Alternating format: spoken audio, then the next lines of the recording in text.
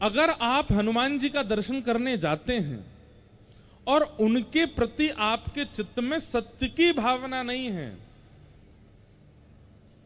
सत्य की स्थिति नहीं है, तो आप चाहे कितने भी बड़े पाठ कीजिए, कितने भी अनुष्ठान करा लीजिए, कितना भी भोग लगा लीजिए, आपको हनुमान जी केवल पाषाण ही लगेंगे, कभी अनुभव नहीं होगा उनका। भगवान के प्रति, ईश्वर के प्रति, देवताओं के प्रति, नदियों के प्रति सत्य की भावना सबसे पहले रखनी पड़ेगी कि वो सत्य है। सत्य। दूसरी बात,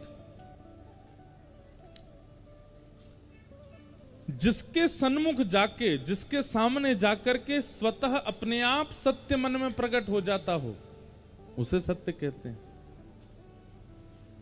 दुनिया के आगे आप झूठ बोल सकते हो, दुनिया के आगे आप असत्य संभाषण कर सकते हो। जय हो। हमारे साथ ही बैठे रहियो भैया हैं, भाग मत जाइयो, जोड़ते हवा आवे तो। हम तो उठ नहीं सकते जब तक आरती नहीं हो।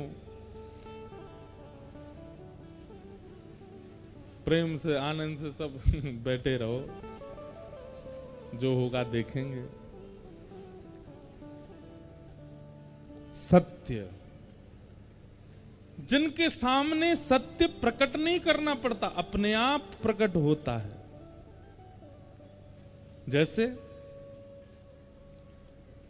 पिताजी के सामने अगर आपसे कोई गलती हुई है तो आप सत्य छुपा सकते हो, पत्नी से भी सत्य छुपा सकते हो, बच्चों से भी सत्य छुपा सकते हो, लेकिन ठाकुर जी से सत्य छुपाया नहीं जाता, अपने आप प्रकट हो जाता है। हे हनुमान जी महाराज, पत्नी को नहीं बताया, बच्चों को नहीं बताया, सबसे छुपा, पर आप तो सब जानते हो नाथ, आपसे क्या छुपाएं। हमने ये पाप कर्म किया है, हमसे ये अपराध हो गया है, क्षमा करना भगवान। हनुमान जी आपके पीछे पड़े थे कि मुझे सत्य बताओ, नहीं पड़े थे, फिर भी क्यों बता दिया आपने? क्योंकि उनका स्वरूप ही सत्य है। राम जी का स्वरूप ही सत्य है, श्री कृष्ण का स्वरूप ही सत्य है। मैं कथा में कहा करता हूं, जिससे सत्य छुपाया जाए वो मानव है, लेकिन जिसके सामने सत्य छुपाने में आपको बिल्कुल भी संकोच ना होता हो, समझ जाना या तो वो ठाकुर जी हैं या ठाकुर जी का कोई अंश है, क्योंकि ठाकुर जी का रूप है सत्य।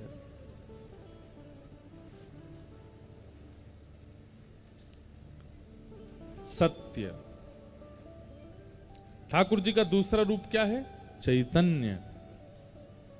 चैतन्य का मतलब क्या होता है?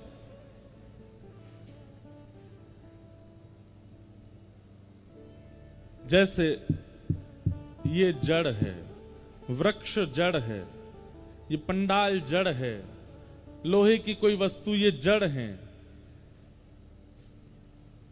लेकिन ठाकुर जी जड़ नहीं है। वो पाषाण का विग्रह होते हुए भी जड़ नहीं है, चैतन्य है। उनके प्रति आप जड़ बुद्धि नहीं रख सकते, अगर रखते हैं तो आपका अपराध बन रहा है सेवा में।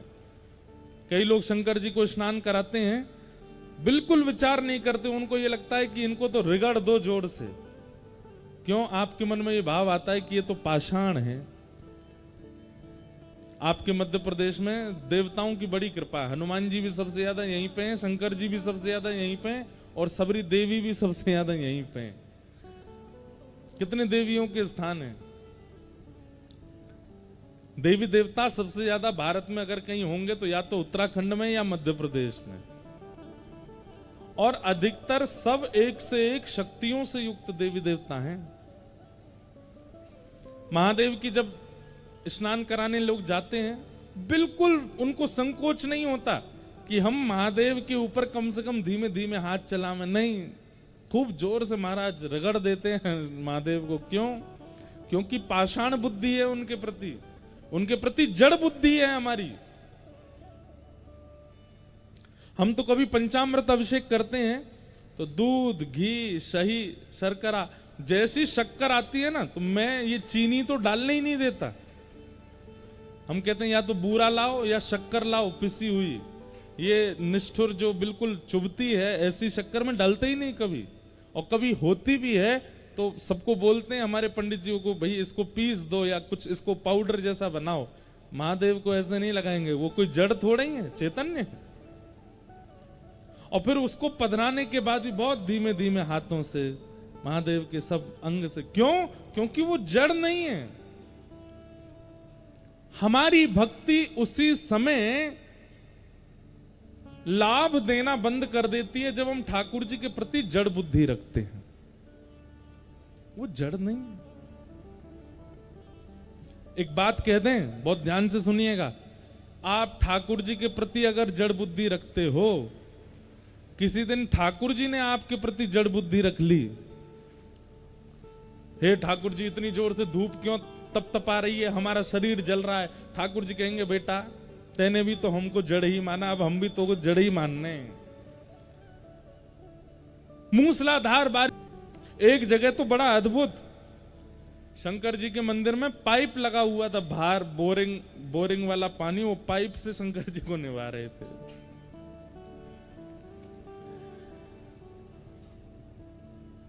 हम भारतीय लोगों में श्रद्धा बहुत है, आस्था बहुत है, पर ज्ञान नहीं है।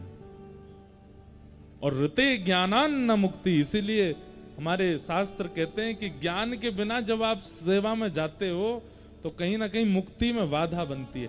अब देखो इसमें दो पक्ष हैं।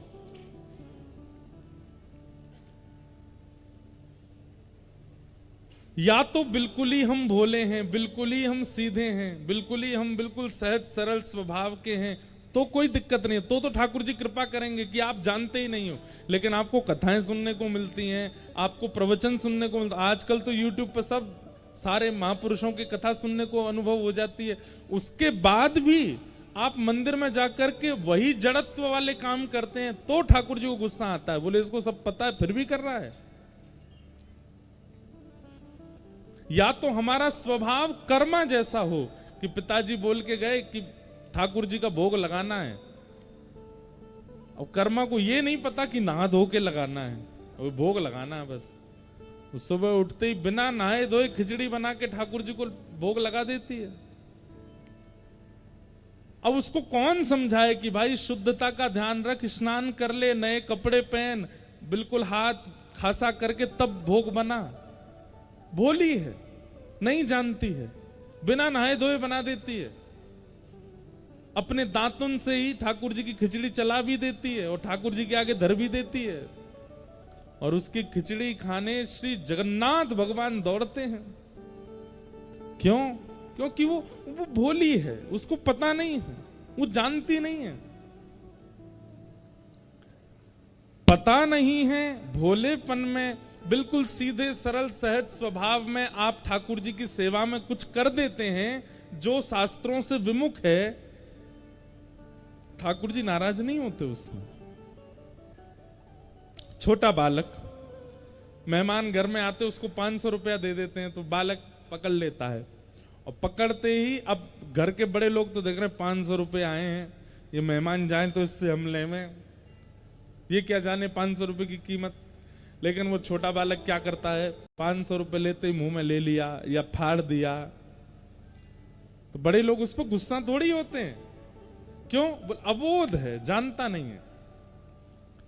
लेकिन 20 वर्ष के बालक को 500 रुपया दिया गया और 20 वर्ष का बालक उसको खावे और फाड़े तो क्या होगा? घर के लोग कहेंगे रुक जा तारी के तो बता, मैं इधर आ, जानता नहीं 500 रुपए हैं ये, इतना भी नहीं पता तुझको। ठीक वैसे ही अगर हम अवोध स्थिति में हैं मन से और बुद्धि से, ठाकुर जी की सेवा में हमसे कोई चूक होती है ठाकुर जी क्षमा करते हैं। लेकिन हम बाहर तो बड़े चतुर हैं, पैसा लेना है किसी से तो हमको चतुराई आ जाती है, किसी के साथ छल करना है तो हमको चतुराई आ जाती है, किसी के साथ कपट करना है तो हमको चतुराई आ जाती है, किसी से ईर्ष्या करने में हम पीछे नहीं हटते। और जब ठाकुर जी की सेवा में जाते हैं तो हम तो बोले हैं, हम तो कुछ जानते नहीं है। महादेव उस समय अपना त्रिशूल पहनाते हैं, बोले रुक जा मिल मुझे किसी दिन। बाहर के लिए इतना चतुर बनता है, यहां पे आके कहता बोला हूं मैं। या तो अत्यंत सरल सहज स्वभाव हो हमारा, बाहर भी वैसे हैं भीतर भी वैसे हैं तो संभव है। लेकिन यदि संसार के लिए चतुराई है और ठाकुर जी के आगे भोले बनने का प्रयास करते हैं, ठाकुर जी दंड देते हैं। चैतन्य, ठाकुर जी को चैतन्य मानिए, वो जड़ नहीं है, वो पाषाण में व्यवस्थित होकर के विराजमान है। अपनी भक्ति भाव से, प्रेम भाव से उनको चैतन्य करो, चैतन्य मानो। तो पहला स्वरूप ठाकुर जी का सत्य, दूसरा स्वरूप ठाकुर जी का चैतन्य, और तीसरा स्वरूप ठाकुर जी का आनंद। आप लोग कथा में बैठे हो, अभी थोड़ी आंधी सी आई, लेकिन आप सब लोग फिर भी प्रसन्न मुद्रा में सुन रहे हो। 2-4 लोग इधर उधर देखने लगे थे, बाकी सब सुन ही रहे थे। क्यों? क्योंकि यहां आपको सुख नहीं मिल रहा है, यहां आपको प्रसन्नता नहीं हो रही है।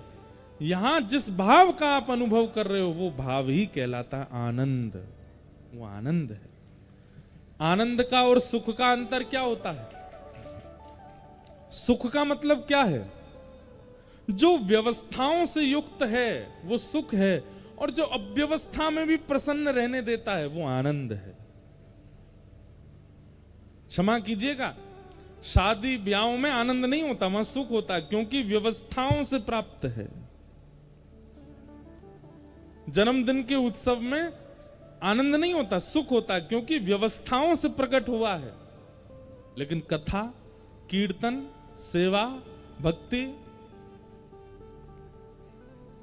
यहां हमें व्यवस्था की आवश्यकता नहीं होती है। यहां तो केवल एक बार प्रारंभ हो जाए। देखिए, कथा से पहले तक थोड़ा लगता है कि ये व्यवस्था, ये व्यवस्था, ये, एक बार कथा शुरू हो जाती है ना, हमने तो इतना अनुभव कर लिया, हमारे पिताजी का तो बहुत पुराना अनुभव है। कथा प्रारंभ होते ही फिर तो वो नर्मदा की गति की तरह बहती है, आगे चाहे पत्थर आवे, चट्टान आवे, सबको चीरते हुए निकल जाती है। कथा अपनी गति नहीं छोड़ती। क्यों? क्योंकि व्यवस्थाएं नहीं चाहिए, पहले चाहिए, प्रारंभ होने के बाद नहीं चाहिए। और जो बिना व्यवस्था के भी प्रसन्न करने की सामर्थ्य रखे, उसी को आनंद कहते हैं। आप लोग फर्श पे बैठे हो, जमीन पे बैठे हो, हमारे तो फिर भी एसी लग रहा है, आप तो पंखा में ही बैठे हो। हमारे तो फिर भी पीछे मसनद है, आप तो बिना कमर टेके बैठे हो। लेकिन फिर भी आप इतनी प्रसन्न मुद्रा में क्यों बैठे हो? क्योंकि ये आनंद है, क्योंकि कथा आनंद प्रदान करती है। ठाकुर बिहारी जी दर्शन करने जाओ वृंदावन में, महाराज ऐसी भीड़, एक बार गली में घुसोगे तो फिर दर्शन करके ही निकलोगे बाहर, और वो भी बिना प्रयास के। आपको प्रयास नहीं करना है, धक्का ही इतने पड़ेंगे कि सीधे घुसोगे, दर्शन है कि बाहर ही निकलोगे। लेकिन उसमें भी किसी को अप्रसन्नता नहीं लगती, सब प्रसन्न होते हैं। क्यों? भगवत संबंधी भावों में जो प्राप्त होती है प्रसन्नता, उसी को आनंद कहते हैं। सच्चिदानंद रूपाय विश्वोत्पत्त्यादि हेतवे तापत्रय विनाशाय श्री कृष्णाय वयं नमः। 3 रूप हैं, सत्य, चैतन्य और आनंद। 3 कर्म हैं ठाकुर जी की। क्या? विश्वोत्पत्त्यादि हेतवे, उत्पत्ति, पालन और संहार। जिस प्रकार एक बालक मिट्टी से पहले घर बनाता है और फिर उस घर को 2-4 दिन तक संभालता है, और एक दिन बालक का मूड खराब होता है तो फिर घर को ध्वस्त कर देता है। ठाकुर जी भी ऐसे ही पूरी सृष्टि के साथ लीला करते हैं। हमें बनाते हैं, हमारे दादा परदादा, हमारे कुल खानदान का चयन करते हैं, इसको कैसे कुल में भेजना है। फिर उसके बाद हमारा पालन करते हैं, हमें एक सदगति प्रदान करते हैं, एक श्रेष्ठ व्यक्ति बनाते हैं, अफसर बनाते हैं, मंत्री बनाते हैं, नेता बनाते हैं, वक्ता बनाते हैं, संत बनाते हैं, और फिर एक समय आने पर संहार कर देते हैं। उत्पत्ति, पालन और संहार, ये 3 कर्म हैं ठाकुर जी के। और कैसे कर्म? बोले बालवत, एक छोटे बालक के समान।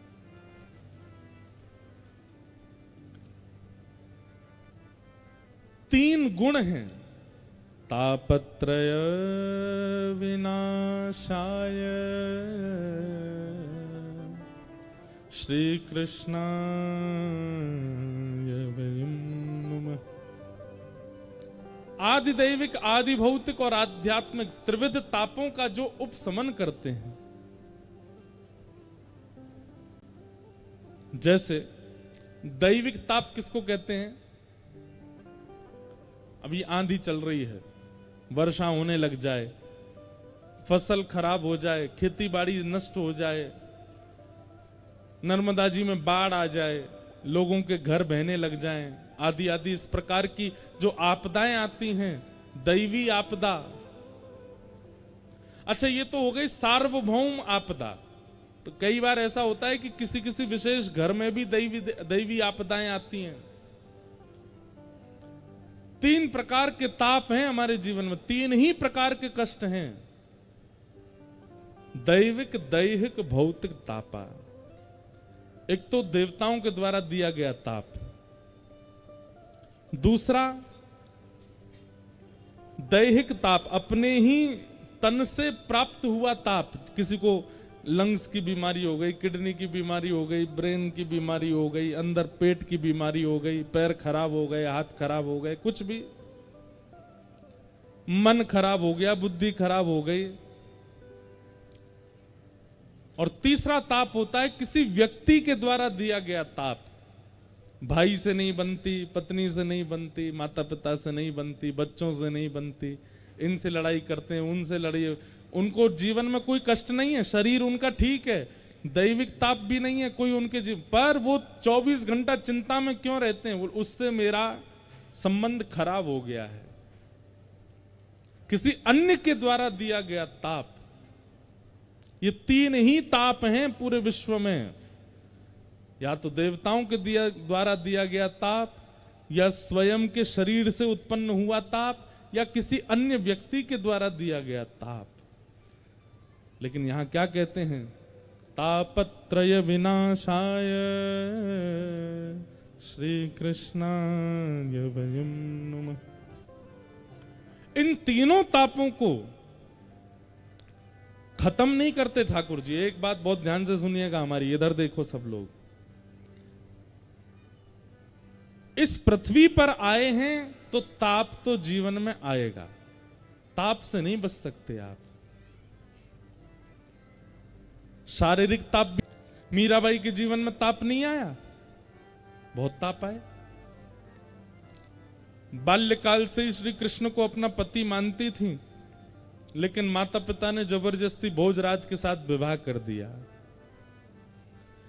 भोजराज के साथ विवाह करके गई तो वहां ससुराल में सब लोग उनके विपरीत, ननद विपरीत, सासू मां विपरीत, देवर विपरीत, सब विपरीत। और कुछ ही महीने निकले थे ब्याह के, जिनसे ब्याह हुआ उनके प्राण चले गए।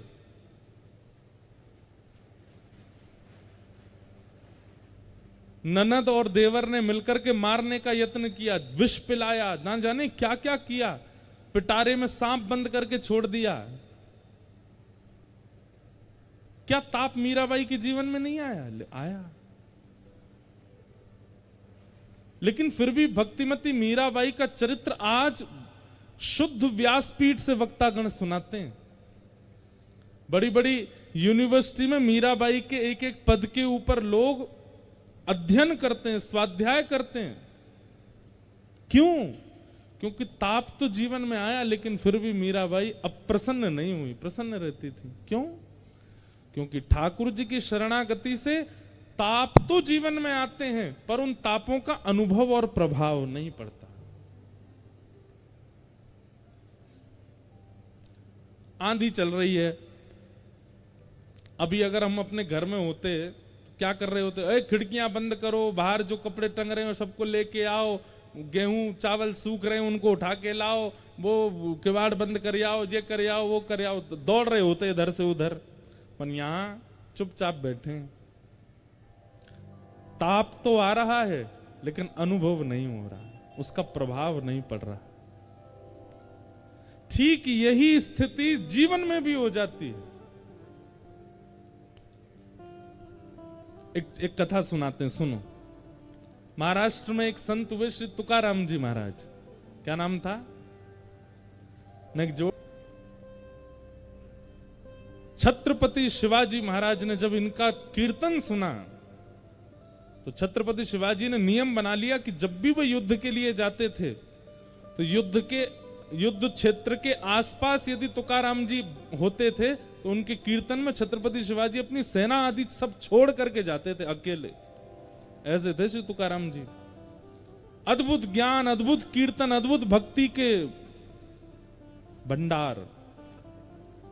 पंडरीनाथ भगवान, श्री विठ्ठल भगवान उनसे बहुत रीझे रहते थे। अब देखो, छत्रपति शिवाजी जिनके चरणों में नतमस्तक रहते हैं, साक्षात जगत नियंता जगदाधार पंडरीनाथ भगवान श्री विठ्ठल भगवान जब तुकाराम जी मंदिर में प्रवेश करते थे तो विठ्ठल भगवान की जो प्रतिमूर्ति थी वो जड़ से साक्षात सचल हो जाती थी। हंसने लग जाते थे ठाकुर जी, आंखें टिमटिमाने लगती थी ठाकुर जी की तुकाराम जी के आते ही। तुकाराम जी जिस गली से निकल जाते थे लाखों की तादाद में लोग उनके घेरा में चलते थे, आगे पीछे हाथ पांव जोड़ते हुए चलते थे। लेकिन जब तुकाराम जी अपने घर आते थे तो पत्नी उनकी बिल्कुल विपरीत थी। वो डांटती भी थी, फटकारती भी थी और खूब सुनाती भी थी। पूरे दिन कुछ करते धरते नहीं हो, प्रवचन करते रहते हो, कथाएं सुनाते रहते हो, कुछ दक्षिणा लिया करो, घर कैसे चलेगा?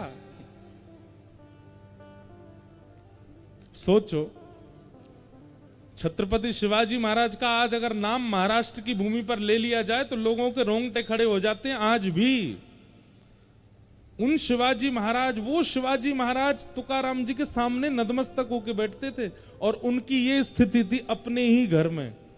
पत्नी उनको ज्यादा कुछ करती नहीं। लो ये गन्ने, खूब सारे गन्ने दे दिए, इनको बेच के आओ और उसका जो पैसा मिलेगा लाके मुझको देना। घर चलाना आता नहीं है, बस पूरे दिन कथा प्रवचन करते रहते हो, जाओ चलो। तुकाराम जी निकल गए गन्ने लेके। रास्ते में छोटे छोटे बच्चे, अब उस समय पर ये टॉफी तो होती नहीं थी, वो एक बुढ़िया के बाल खाते हैं बच्चे, गांव में आज भी घूमते हैं लोग, वो तो होते नहीं थे। या ये चूरन चटनी आजकल जो बच्चे खाते हैं अपनी जीभ के सुख के लिए, ये सब पहले तो होता नहीं था। पहले तो आम होते थे, सेब होते, गन्ना होते, इनसे ही स्वाद लेते बच्चे।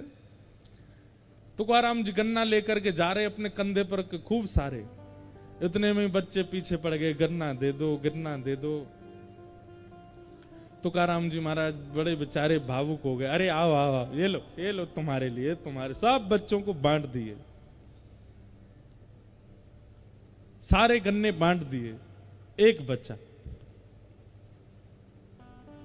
तुकाराम जी ने अपने ऐसे कंधे पर लटका लिया, दोनों हाथ टांग लिए उस पे, घर आ रहे थे।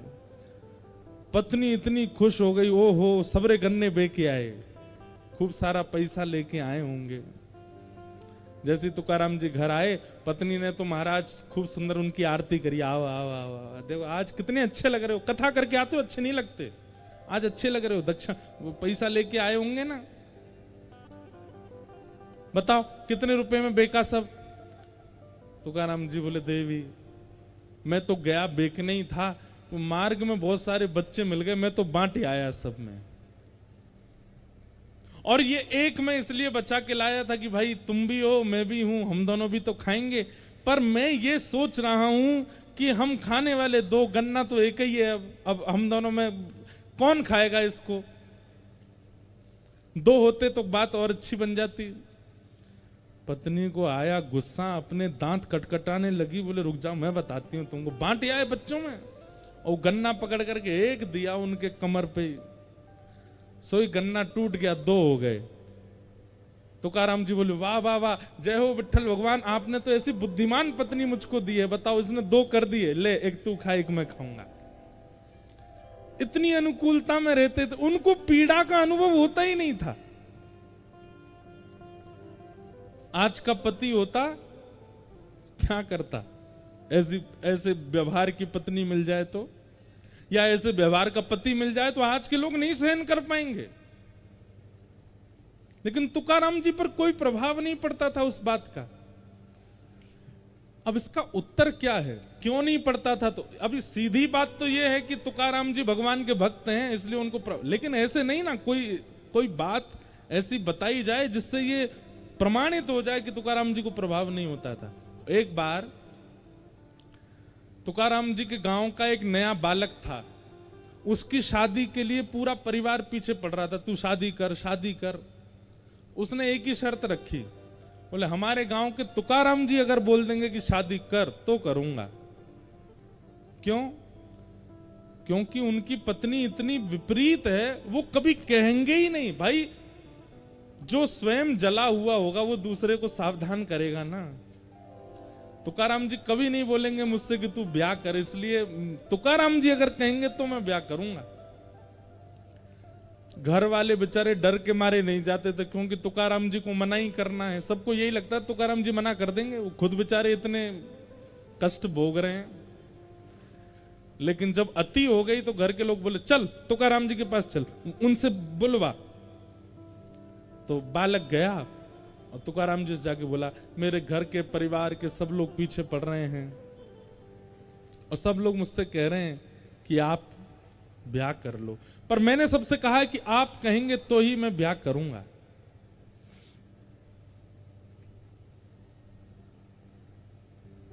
आप बताइए ना, मैं ब्याह करूं कि नहीं करूं?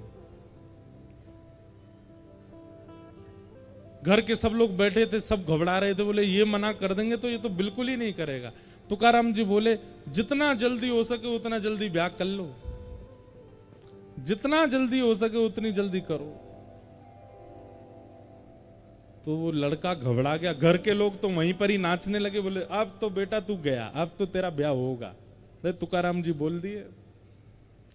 घर के लोग चले गए तो वो अब तुकाराम जी के पास बैठा, बोला आप साधक प्रवृत्ति के व्यक्ति नहीं है। अरे जब पता है कि मार्ग में हमने कष्ट भोगा तो दूसरों को सावधान करना चाहिए। आप खुद इतनी पीड़ा में रहते हैं, पत्नी आपकी मार तक देती है सबके आगे, और आप मुझसे कह रहे हैं कि मैं भी ब्याह कर लूं। क्यों? तुकाराम जी बोले देख भाई, अगर अनुकूल पत्नी आ गई तो तुम दोनों जीवन आराम से जी लोगे, और यदि प्रतिकूल पत्नी आई तो इस गांव में एक की जगह दो तुकाराम हो जाएंगे, मैं और तू दोनों। लेकिन उस बालक ने चरण पकड़े, बोले मैं ठीक है मैं ब्याह करूंगा, लेकिन आपकी प्रसन्नता का राज क्या है? आपकी पत्नी विपरीत है। और तुकाराम जी का पहले ब्याह हुआ था तो पत्नी और बेटा भुखमरी के कारण मर गए थे, उनके प्राण चले गए। तो दूसरा ब्याह हुआ तो दूसरी पत्नी इतनी तेज आई कि वो ऐसा करती थी।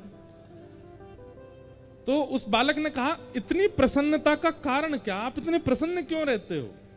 आपकी पत्नी बिल्कुल विपरीत स्वभाव की, आपके घर में कोई सुख शांति नहीं है, आप पूरे दिन यहाँ पहाड़ी पर बैठे रहते हैं, आपको भोजन भी घर से तो मिलता नहीं है, फिर भी आपके चेहरे पर कभी शिकन नहीं देखी, आपके चेहरे पर कभी मायूसी नहीं देखी। इसका कारण क्या है?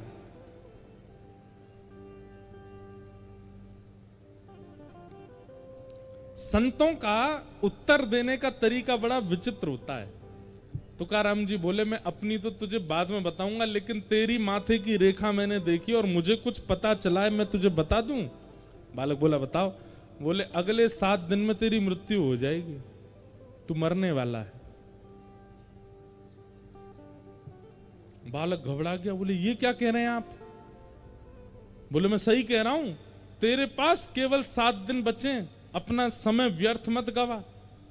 जितनों से तेने लड़ाइयां कर ली हैं सबसे क्षमा मांग ले, सब कुछ व्यवस्थित कर ले, और भाई तेरे पास 7 दिन बचे हैं, अपना जीवन जितना हो सके इन 7 दिनों में व्यवस्थित कर लियो, कभी भी प्राण चले जाएंगे 7वें दिन। अपना प्रश्न तो सब भूल गया, वो लड़का दौड़ा, रात में जाकर के स्नान किया, माता पिता को प्रणाम किया, बहनों को गले से लगावे, भाइयों को हृदय से लगावे, जितनों से उसकी बैर थे सबके पास गया, बोले भैया मुझे क्षमा कर दो, मैंने तुमसे बैर किया। सब लोग कहते ये हो क्या गया, किसी को बताता था नहीं कि क्या होने वाला उसके साथ। अब स्थिति ये हो गई कि घर में मां भोजन बनाती है, दाल में नमक नहीं पड़ा, खा लेता है चुपचाप, कहता नहीं है। पहले इतना टोकता था, इसमें नींबू डालो, नमक डालो, मिर्च डालो, अब जैसा मिल जाता है पा लेता है। उसके भाई बंधु कभी लड़ने आ जाते हैं तो सबके आगे क्षमा मांग लेता है, बोले भैया तुमको जो चाहिए ले जाओ, मुझसे लड़ो मत। कभी उसको बहुत कोई स्नेह देता तो भी उस पर फर्क नहीं पड़ता, कोई उसको बहुत कष्ट देता गया, बोले नाथ दिन है, अब बताइए मेरे प्राण कब निकलेंगे और मैं क्या करूं अब। तुकाराम जी बोले एक बात बता, पिछले 7 दिनों में तुझसे कोई लड़ने आया? बोले आए तो थे लेकिन मुझको याद नहीं, क्योंकि मैंने दिमाग में ज्यादा लिया नहीं। लड़ने आ रहे थे भाई बंधु लोग, मैं कहता भाई लड़ो, मतलब क्या लड़ने के लिए, कहां जाऊं मैं, मेरा प्राण निकलने वाले हैं। तुकाराम जी बोले पिछले 7 दिन में तेरा किसी ने बहुत सम्मान किया? बोले वो भी सम्मान भी किया, पर कहां अच्छा लग रहा था सम्मान, बस ये लग रहा था 7 दिन में प्राण चले जाएंगे, भाई क्या करूं। अच्छा एक बात बता, परसों माँ ने घर में क्या बनाया था? बोले दाल चावल। दाल में नमक वमक कैसा था, सब ठीक था?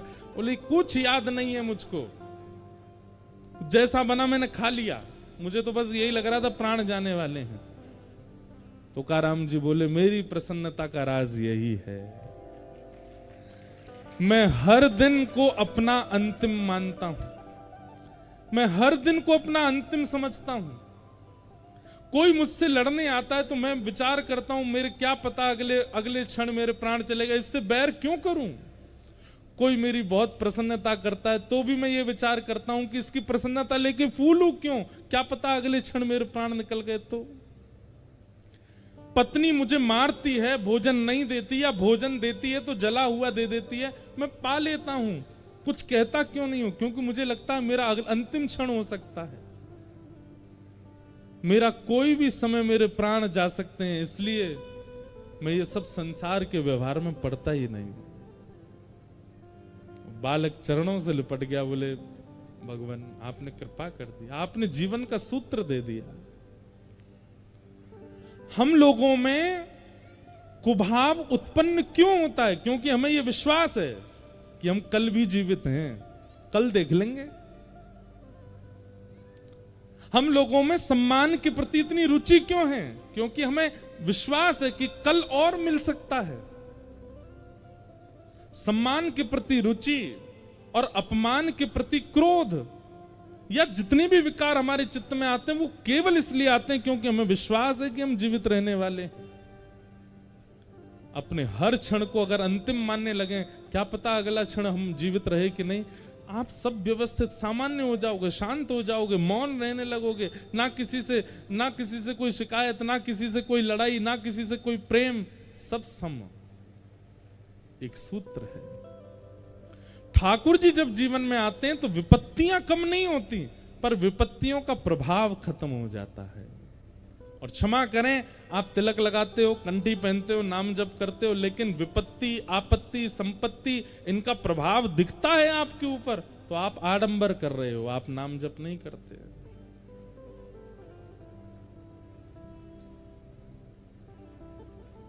तापत्रय विनाशाय श्री कृष्णाय वयं नुमः। ऐसे 3 तापों को उपशमन करने वाले श्री कृष्ण को हम बारंबार प्रणाम करते हैं। भागवत जी के महात्म का पहला श्लोक। ब्रज के नंद लाला, राधा जी के सांवरिया, सब दुख दूर हुए जब तेरा नाम लिया। जय नंद लाला, राधा जी के सांवरिया, सब दुख दूर हुए। करताल बजा के गाओ। तेरा नाम लिया। ब्रज के नंद लाला, राधा जी के सांवरिया, सब दुख दूर हुए जब तेरा नाम लिया। जय नंद लाला, राधा जी के सांवरिया, सब दुख दूर हुए जब तेरा नाम लिया। सब दुख दूर हुए जब तेरा नाम लिया। सब दुख दूर हुए जब तेरा नाम लिया। ओ मीरा पुकारे तुम्हें गिरधर गोपाला, मीरा पुकारे तुम्हें गिरधर गोपाला। मीरा पुकारे तुम्हें गिरधर गोपाला, मीरा पुकारे तुम्हें गिरधर गोपाला। ढल गया अमृत में विष का भरा प्याला, ढल गया अमृत में विष का भरा प्याला। ओ विष का भरा प्याला, कौन मिटाए उसे जिसे तूने राख लिया। सब दुख दूर हुए जब तेरा नाम लिया। सब दुख दूर हुए जब तेरा नाम लिया। ओ सब दुख दूर हुए जब तेरा नाम लिया। सब दुख दूर हुए जब तेरा नाम। श्री राधा रमण लाल की।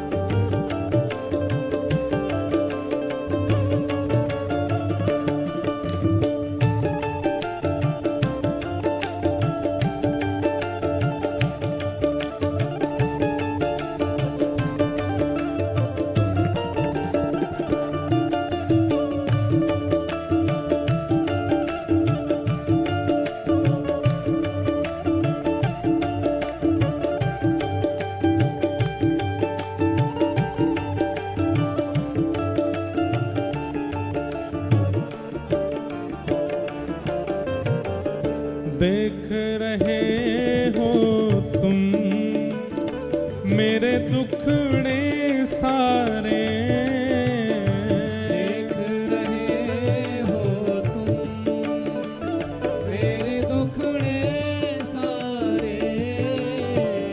कब दर्शन दोगे मेरी आंखों के तारे। कब दर्शन दोगे तेरी आँखों के तारे। ओ मेरी आंखों के तारे, अधर पे मुरली है, कांधे पे कामरिया, सब दुख दूर हुए जब तेरा नाम लिया। सब दुख दूर हुए जब तेरा नाम लिया। ओ सब दुख दूर हुए जब तेरा नाम लिया। सब दुख दूर हुए जब तेरा नाम गाओ। लिया। ओ ब्रज के नंद लाला राधा जी के सांवरिया, सब दुख दूर हुए जब तेरा नाम लिया। सब दुख दूर हुए जब तेरा नाम लिया। हाँ, सब दुख दूर हुए जब तेरा नाम लिया। सब दुख दूर हुए जब तेरा नाम। गोविंद मेरो है, गोपाल मेरो है, गोविंद मेरो है, गोपाल मेरो हे गोविंद मेरो है, गोपाल मेरो है। मेरो है, गोपाल मेरो है। ओ मेरा बांके बिहारी नंदलाल मेरो है। मेरा बांके बिहारी नंदलाल मेरो है। ओ मेरा कुंज बिहारी नंदलाल मेरो है। मेरा कुंज बिहारी नंदलाल मेरो है। ओ राधा रमण बिहारी नंदलाल मेरो है। राधा रमण बिहारी नंदलाल मेरो है। राधा वल्लभ बिहारी गोपाल मेरो है।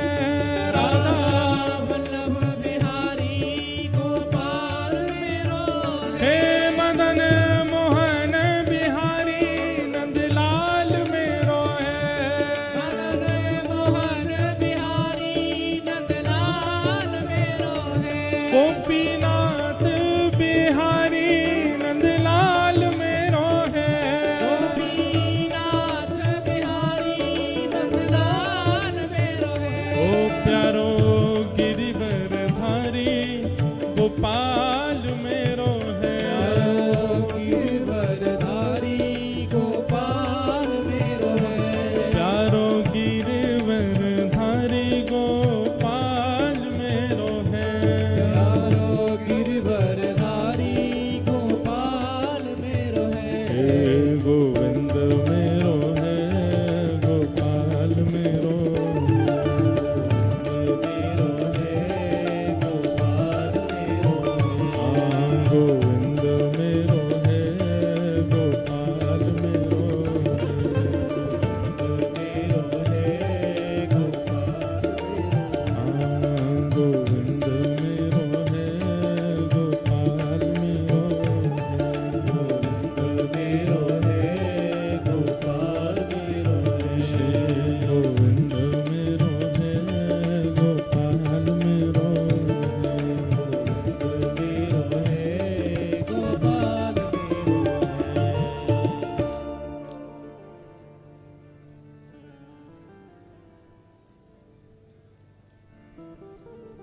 सच्चिदानंद रूपाय विश्वोत्पत्त्यादि हेतवे तापत्रय विनाशाय श्री कृष्णाय वयम नमः। भागवत जी के महात्म का ये प्रथम श्लोक महात्म की चर्चा सुनाते हुए श्री सुखदेव जी महाराज, सूत जी महाराज सौनकादि ऋषियों को कहते हैं। सौनकादि ऋषियों ने मानव कल्याण के प्रश्न पूछे, तब सूत जी महाराज कहते हैं कि हे नाथ, आप लोगों के जो ये प्रश्न हैं इसका उत्तर एक ही समझ आता है। प्रीति सौनक चित्ते ते यतो विच्मी विचार्य च सर्व सिद्धांत निष्पन्नम संसार भयनाशनम। जब तक संसार भय मुक्त नहीं होगा, हम सबको एक भय सताता है, और वो भय क्या है? कहीं मुझे कुछ हो ना जाए, उससे पहले मुझे धन कमाना, उससे पहले मुझे ऐश्वर्य की प्राप्ति करनी, यश की प्राप्ति करनी। एक मृत्यु का भय सबके चित्त में बैठा रहता है।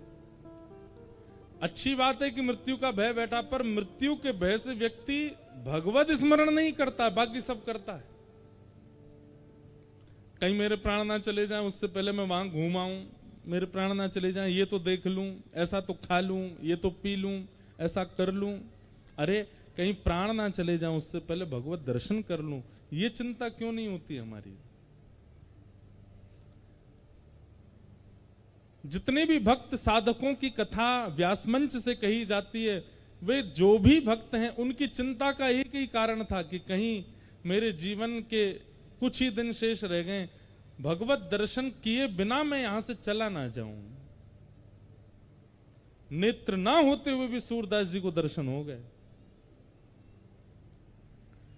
विपरीत परिस्थिति होते हुए भी गोस्वामी तुलसीदास जी को दर्शन हो गए, क्योंकि उनकी चिंता का कारण क्या है कि कहीं हमारे प्राण ना चले जाएं, उससे पहले मुझे ठाकुर जी का साक्षात्कार करना है।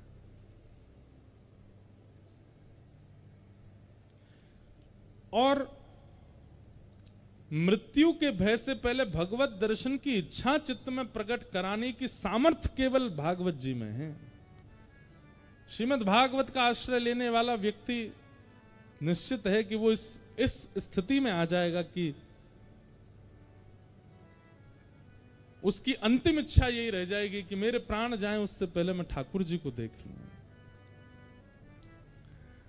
और कालव्याल मुखग्रास त्रास निर्णा सहेतवे श्रीमद्भागवतं शास्त्रं कलौ कीरेण भाषितम्। श्रीमद्भागवत रूपी शास्त्र का आश्रय लो, सूत जी महाराज ने सोनकाद ऋषियों से कहा, इसी से ही मृत्यु का भय दूर होगा और मृत्यु से पूर्व भगवत दर्शन की इच्छा चित्त में प्रकट होगी। भगवत दर्शन की इच्छा चित्त में आते ही व्यक्ति का जीवन सुधरने संवरने लगेगा। सौनकादि ऋषियों ने कहा कि भागवत जी में ऐसा क्या है, कृपा कर हमको इसका थोड़ा महात्म्य सुनाइए। तब सूत जी महाराज महात्म्य सुनाते हुए कहते हैं, एक बार की बात है, बद्रीनाथ में सनक सनंदन सनातन सनत कुमार भगवान के प्रथम अवतार भ्रमण कर रहे थे। तभी सामने से श्री नारद जी महाराज को आते देखा। नारद जी के मुखमंडल पर थोड़ी सी उदासी देख करके सनत कुमारों ने पूछा कि हे नारद जी, आपकी चिंता का कारण क्या है? नारद जी महाराज बोले कि भगवान, पृथ्वी की बड़ी प्रशंसा सुनी थी हमने कि पृथ्वी बहुत सुंदर है, पृथ्वी के लोग ऐसे हैं, पृथ्वी पर इतने धाम हैं, तीर्थ हैं, पृथ्वी पर ऐसी पवित्र नदियां हैं, परंतु जब मैं पृथ्वी का दर्शन करने गया तो मुझे जैसा सुना था वैसा कुछ भी नहीं दिखा। अहम तुम पृथ्वीं यातो ज्ञात्वा सर्वोत्तमामिति पुष्करम च प्रयागम च काशी गोदावरी तथा हरिक्षेत्रे कुरुक्षेत्रे श्रीरंगम सेतुवंदनम एवमादिषु तीर्थेषु भ्रममाण इतस्ततः। हरिक्षेत्रम कुरुक्षेत्रम श्रीरंगम सेतुवंदनम, यहां पर लगभग तीर्थों के नाम बोले गए। अभी एक प्रश्न उठता था मेरे मन में, तीर्थों के नाम बोले हैं और तीर्थों के नाम बोल करके कहा गया कि यहां पर ये पाप होता है, ये पाप, अरे शहरों के नाम क्यों नहीं बोले? मानते हैं कि तीर्थ में दो चार लोग कुछ गलत अपराध करने वाले होते होंगे, शहरों में तो सभी होते हैं। यहां पर बंबई का नाम लेते, कलकत्ता का नाम लेते, दिल्ली का नाम लेते, बड़े बड़े शहरों का नाम लेते तो समझ आता। नारद जी महाराज कह रहे हैं पुष्करम च प्रयागम च काशीम गोदावरीम तथा हरिक्षेत्रे कुरुक्षेत्रम श्रीरंगम सेतुवंदनम, सब तीर्थों की बुराई कर रहे हैं? नहीं, नारद जी महाराज हमको संकेत कर रहे हैं कि अत्यंत साफ स्थानों की स्थिति ये है, तो शहरों की स्थिति तो आप अनुमान लगा लेना क्या होगी। अत्यंत स्वच्छ पवित्र तीर्थों की स्थिति ये है, तो शहरों की स्थिति तो हम वर्णन कर ही नहीं सकते हैं। नारद जी ऐसा कहना चाह रहे हैं। प्रिंसिपल ने क्लास टीचर से पूछा कि आपकी क्लास का रिजल्ट कैसा रहा, तो टीचर ने कहा सबसे नंबर अव्वल आने वाला बालक फेल हो गया है, तो बाकियों की स्थिति समझ जाओ आप। सबसे ज्यादा नंबर लाने बालक ही फेल हो गया। जैसे और दूसरा इसका उदाहरण सुनो, जब पिताजी अपने पुत्र से पूछते हैं, हाँ भाई रिजल्ट आया तुम्हारा, क्या आया रिजल्ट में? बोले पिताजी मेरी बात में पूछना, हमारे गांव का वो लड़का है ना सबसे ऊपर हमेशा फर्स्ट आता, वही फेल हो गया, अब मेरा रिजल्ट तो आप समझ ही जाओ। जब वही फेल हो गया तो मैं कहां आया हूंगा। तो नारद जी महाराज तीर्थों का नाम इसलिए बोल रहे हैं कि भाई जब तीर्थों की स्थिति ये हो गई है, तो शहरों की तो आप अनुमान लगा लेना क्या स्थिति हो गई है। सत्यम नास्ति तपः शौचम दया दानम न विद्यते, उदर भरिणो जीवा बराका कूट भाषिण, मंदा सुमंदमतयो मंद भाग्यायुपद्रुता, आहा पाखंड निरता संतो विरक्ता सपरिग्रह। बोले महाराज सत्यम नास्ति, सबसे पहला सत्य नहीं बोलते। मैं एक बात कहा करता हूं अपनी कथा में कि आप लोग 30 दिन का एक हमारी कहने से एक क्रम करो। आज तारीख है 1, बहुत बढ़िया तारीख है, आज से ही शुरू कर दो। अब तो क्या आधा दिन तो निकल ही गया, रात तो होने वाली है, लेकिन कल से शुरू कर देना अगली 1 तारीख तक। रोज गिनती करो कि आप झूठ कितना बोलते हो, गिनती करो। मजाक में भी बच्चे से झूठ बोला गया ना, ये देख हुआ आ गया, हुआ आ गया, ये भी झूठ ही है, उसको भी गिनती करो। अगली एक अब आती है ना, हाथ में ऐसे लगा लेते हैं कई लोग, उस पर बटन दबाते रहो, गिनती होती है, नाम जप की गिनती करते हैं लोग। 1 महीना केवल अपने झूठ की गिनती करो, हमने झूठ कितना बोला। अगली 1 तारीख को और ईमानदारी से दबाना है, जब जब झूठ बोलो तब तब दबना चाहिए वो। अगली 1 तारीख को जब आप अपने उसको काउंटर को देखेंगे ना, आपकी आंखें खुली रह जाएंगी, कितना झूठ बोलते हैं। इसमें 2 चीजें होंगी, बहुत ध्यान से सुनिएगा।